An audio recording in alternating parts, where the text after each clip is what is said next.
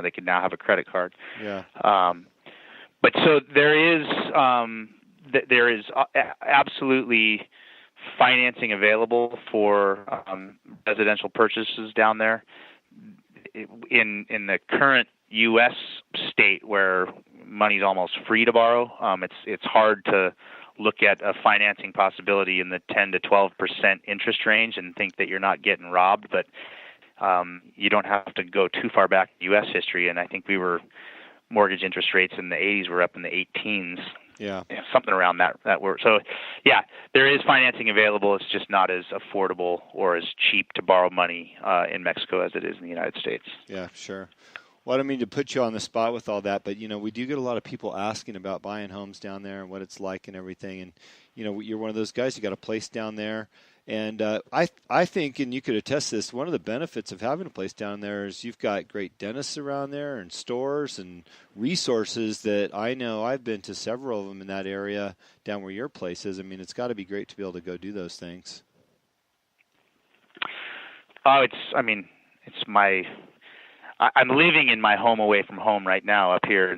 I grew up in San Diego, and it's funny, I still feel like my home is down there. So it's great because I still have my home, and it'll always be a part of me. Not the house itself, but the country for sure. And I got a 5-year-old son that he's made several trips down there already, and he already talks about Cabo. We're going to do a road trip in September, him and I, down to Scorpion Bay and go surf for a week. Nice. I'm looking forward to that. Yeah, it's not something that's going to evaporate out of my life anytime soon. And I'm super thankful that all of the pieces that came together in my life to point me in that direction came together. And it's funny. I got to give a shout out to a good friend of mine, and you know him, Todd Clement. The guy had a vision with Wide Open Adventures that you got to hand it to the guy for seeing what he saw and doing what he did. And ultimately that's what got me down there, living there full time. And it was a great experience to get to live and work in a foreign country, doing what I had to do, man. I got to drive dune buggies in the desert for a living for close to a decade with a lot of really interesting clients and an amazing group of coworkers that I have friends up and down the peninsula from that decade of working down there that I hope I'll have for the rest of my life. Yeah, yeah. What would you say to somebody that wants to travel down to Baja for their first time and they just don't know where to go? Do I want to go to Ensenada and take the cruise ship, or do I want to drive down Ensenada? Do I want to fly to Cabo? What's your recommendation to that person that just wants to go experience it? Well, first step, go to the BajaMap.com and get your map. Got it. I am a huge proponent of driving and giving yourself the time. You hear that driving down there is dangerous, and I'll be the first one to attest, and I'm sure you'll stand right alongside of it with me. It's definitely you're not driving on a 6-lane wide highway.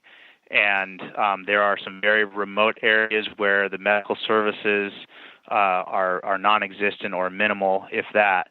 So that you got to have some tolerance for risk. Mm-hmm. But you and I live in a world where we understand there's something about risk versus reward, and those that risk get the biggest rewards. And so I'm a big proponent of driving down there. That doesn't mean you go unprepared. It doesn't mean you go just on a whim. And I think the first step, if that's the choice you're going to make, is to talk to people that have done it and know about it. But yeah, and not being in a hurry. I mean, a road trip to Baja, I'm going to do 10 days in September. Yeah. And to me, that's short. Yeah. Unfortunately, in my life today, getting much more than that away from work and everything else is tough. But anybody that's retired, man, if you're interested in Baja and are going to allocate any less than a month, then shame on you.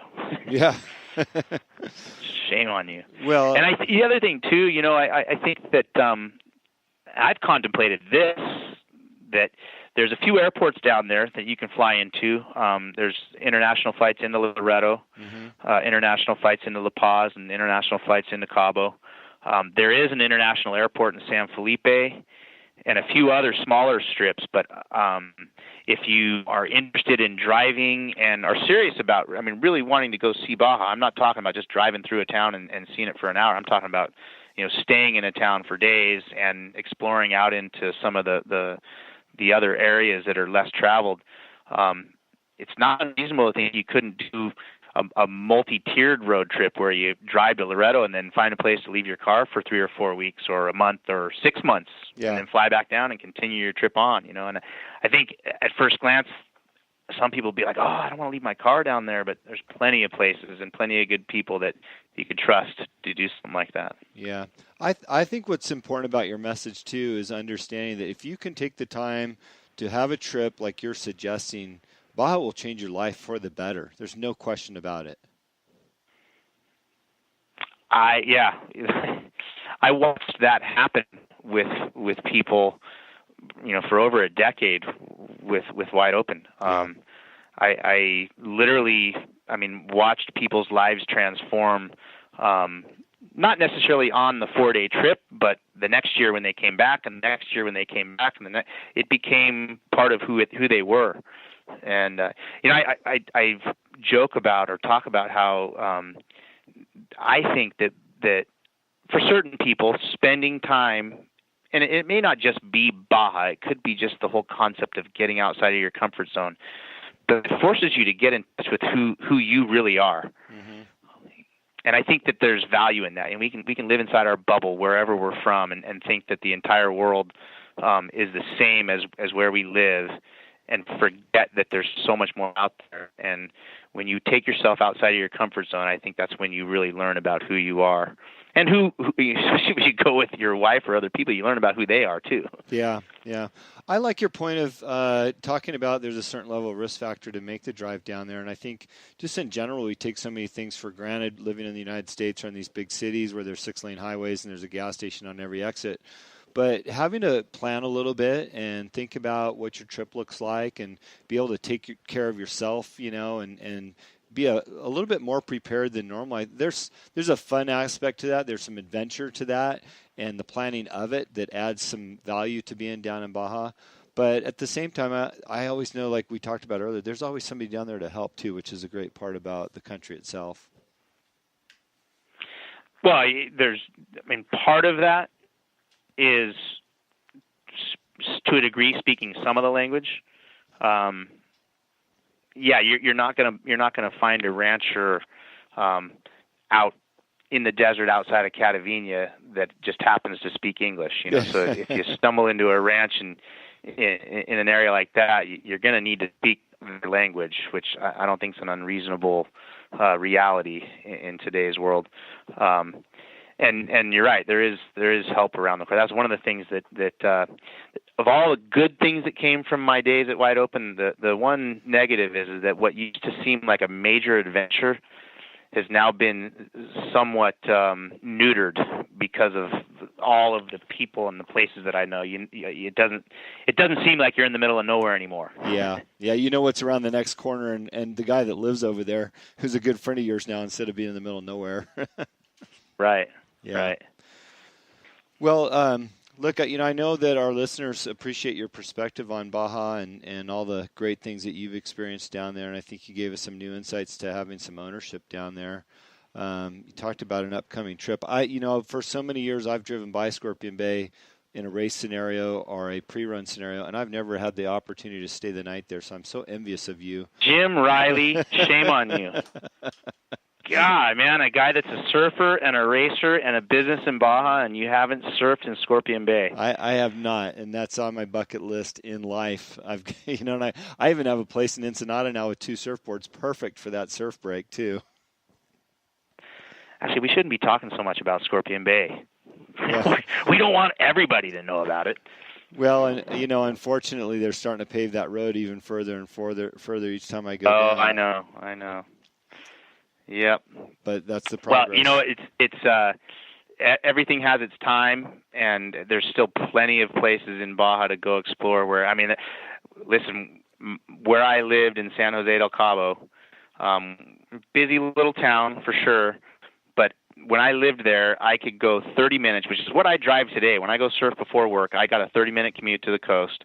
So I would drive 30 minutes from my house in San Jose del Cabo out to shipwrecks, and most of the time pull up on the beach with maybe one other car, two other cars, which that right there is a nice thing, pull up on the beach. But 30 minutes and you're in the middle of nowhere, even when you are living in a metropolis.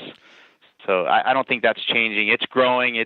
There's lots of development happening and lots of movement, but we still got plenty of decades left to enjoy Baja for what we love about it. Yeah, for sure. Hey, do me a favor for everybody that's listening. Can you tell them the difference between San Jose del Cabo and Cabo San Lucas? Yeah, well, they're two different cities to start off with. Yeah. A lot of times you hear Los Cabos, which that actually is the plural form of the capes. Cabo means cape. The Land's End Cape that most people are familiar with the arch, that is in the town or the city of Cabo San Lucas. That is the southernmost tip.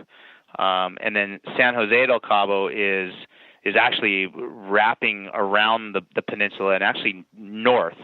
And it's separated by what we call the corridor, and connected by the Transpeninsular Highway, and it's roughly a 17 to 20 minute commute from San Jose proper downtown into, I guess, the bar district in San Lucas. Yeah. Neat thing about San Jose, and I mean, both towns have their pros and cons, but San Jose was actually the I think it was the capital of Baja at one point. No, don't quote me on that one. That would be wrong. But it was definitely the center of the southern tip of Baja. Yeah, sure. But San Lucas grew and became, the fishing capital and all the things that happened in San Lucas. And San Jose kind of got ignored for a couple of decades. And the result of that was that San Lucas kind of grew upon itself. It was a sleepy little fishing village that just, exploded over time, and there wasn't a lot of planning done for that. So traffic is kind of tough. It's an interesting town. Let's put it that way. Yeah. San Jose, because there wasn't much focus there until San Lucas already grew into being, to a degree, what it is today. When the attention got turned towards San Jose, there were enough minds looking at it, enough smart people looking at it, going, okay, we need to do this a little bit differently than we did in San Lucas. And so a lot of the colonial, old-school Baja feel still exists in San Jose. Yeah. The town square is still used by the locals for things and by the tourists, and it's a great place to go and visit. And then all of the new stuff that's been done, the marina that was put in the soccer field there 15 years ago or so, that whole marina area is just really first class, and a couple of golf courses over there that are mind-blowing. I had never golfed before in the United States, really, and learned to golf in Cabo, and had no idea what a luxury I was being treated to by learning to golf on those golf courses down there. I had no idea how special they were until I came up to the States and golfed. Wow, that's a good point. Good sales point for those golf courses down there. Right? Yeah. Well, I appreciate that. Because so many people, it's just they don't know the difference. And I'm such a big fan of San Jose del Cabo for all the reasons you just suggested. Yeah. And I like the food. And, like you said, Cabo San Lucas with the fishing and everything that's growing around, it's more of a nightclub. And there's a lot of mayhem going on over there for the people that want that. But San Jose is it's really a special, warm place. So thanks for that. Hey, last question for you. It's kind of becoming a topic now on each show that I'm going to ask, and we'll see if it continues to stick. Best taco in Baja. You only get one. You only get one choice. I heard that. I heard your. I think Bink was talking about his spots for kind of the standard ones. I'm going to throw one at you that most people won't know about unless you follow me on Facebook, because the last few times I've been through there, I've tagged it. It's Lalo's Taco, and it's in the town of La Rumorosa. And even that is probably something that's somewhat obscure to people. But La Rumorosa is east of the county, and it's the town right